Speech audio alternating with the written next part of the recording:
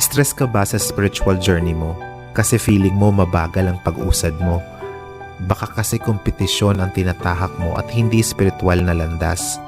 Ganito yan, ang spiritual journey ay hindi minamadali. Ano pa man ang iyong spiritual na tinatahak, dahan-dahan ka lang. I-enjoy mo ang bawat baitang. Unawain ang bawat leksyon na hatid nito sa iyong buhay at iwasan mong ikumpara ang iyong paglalakbay sa iba. Ito kasi ang naging dahilan kung bakit hindi mo maramdaman na nasa tamang landas ka. Kasi ang nakikita mo ang paglalakbay ng iba at hindi ang sarili mong tadhana.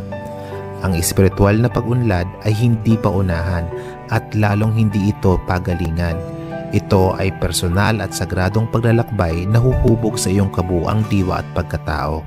Mabuhay ka malaya at maligayang diwa.